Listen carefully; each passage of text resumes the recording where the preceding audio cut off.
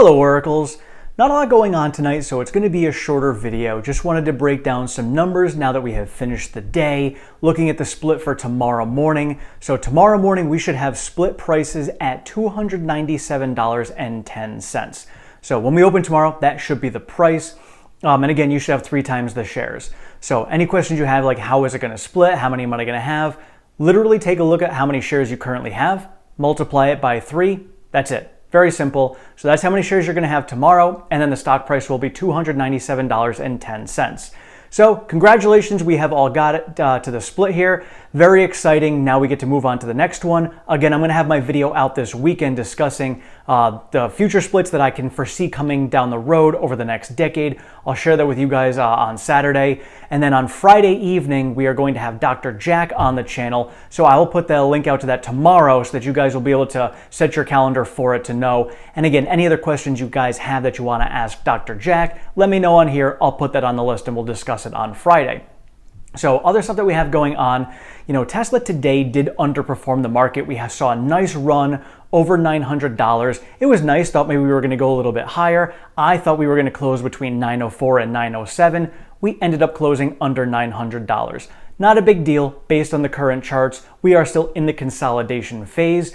Tomorrow night, I'm going to take a look at the charts. I have actually never seen charts go from where we're at and then post-split to see how they relate to another. So it's going to be a little bit of a learning curve for me. So I'll be able to discuss that with you guys tomorrow evening. And I'll take a look and see if we still have the same patterns that we are in now with the cup and handle and the consolidation, looking at that post-split to see where we're at with gaps and all those other things. Again, we'll discuss that tomorrow night so I can break it down and we can regain our footing and just kind of see where we're going to go in the future. So looking after hours today, NVDA did have their earnings and they're down about 4.5% at the time of this recording after hours due to a weaker than expected forecast for the future. Now, we kind of saw that come out from Taiwan Semiconductor as well. We know that they passed the chip bill just recently, so that's why Pelosi was over in Taiwan with all that going on, but they passed that. But when it comes down to it, it's what is the forecast? And they're forecasting for a weaker Q4. So when you see those numbers coming out, that's initially going to sell the stock down. They're like, well, your sales aren't going to be as good. We then are going to sell off. The stocks just, naturally adjust to that price based upon the forecast, and that's it. When I had a discussion with Gabach over in our Discord chat, if you guys want to follow us, that's down in the description. And we were discussing, why is it that it's selling down? Why is, Taiwan Semiconductor coming down? Why is NVIDIA coming down? Well, it's the weaker than expected forecast. And why are they expecting lower? Despite the fact that, a lot of their chips are going to EVs and other markets that are growing and booming, why would they forecast low? Well, we do expect still a recession that could be going on. We're still in a quantitative tightening environment. We still have the interest rates that are going up. So with all of these things going on, there could be slower sales in the future, and perhaps they're just lowballing right now intentionally because then they're going to bring their forecasts down, let the stock price come down, and then when they beat lowered expectations in the future, they can look like heroes. So I don't know if that's a little bit that's playing into it. Could just be some uncertainty. A lot of times the companies will do that. We saw that happen a lot over the last year. Companies lowering their forecasts and their guidance because they're not sure what's going on. And they'd rather shoot low now, let the stock price adjust, and then they can kind of come up. The harder part was when retail came out with a lower than expected guidance and then lowered it even more shortly thereafter.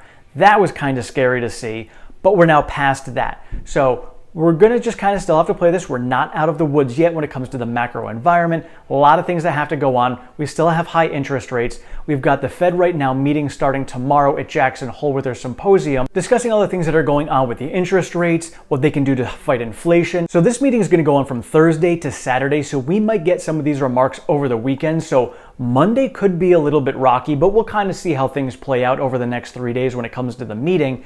See how they're talking, what's going on, but we do have some uncertainty. So Tesla did underperform the market today. It ran up and then came back down. S&P was up 0.29%, the NASDAQ was up 0.4%, and Tesla only being up 0.2%.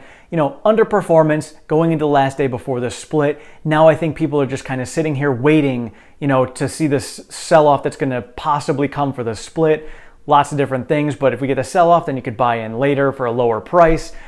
That's kind of historically what people do, but we didn't really get a run up into the split, so we're kind of in I don't know what's going to happen territory. So regardless of the split, I'm going to continue doing what I have been doing with my daily dollar cost averaging, and then I'll add more as we dip. And now that we're going to be dipping, at a lower price because we're, split price down under $300, that means that my $10 is going to be buying more shares.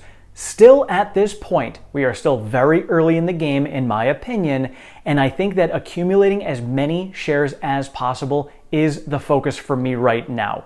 So I just want as many shares as I can have. I'm going to discuss some of this on Saturday's video as to why I want to accumulate as many shares as possible. It's going to come down to what's going to happen in the future in the 2030s. So breaking that down was kind of a very big light bulb moment for me when it popped into my head.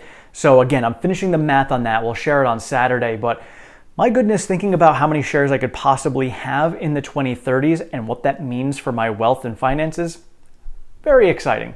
So I'll share that with you guys on Saturday. Again, Dr. Jack is going to be here on Friday evening. I'll share that link with you guys tomorrow over on Twitter, and I'll put it here on YouTube as well so you guys can follow along and put it on your calendars. Otherwise, let me know how you guys felt about the stock movement today. It seemed exciting in the morning, and they kind of fizzled out. It was kind of bland for the rest of the day as far as I'm concerned, but let me know your guys' thoughts on that. Otherwise, I will see you guys all later. Thank you all so much for watching. I appreciate all of your support and feedback. If you have not subscribed, please do so down below. Sign yourself up for notifications. I am over on Twitter at OracleTim1. I share all the latest Tesla news, pertinent stock market information, and all of my daily trades.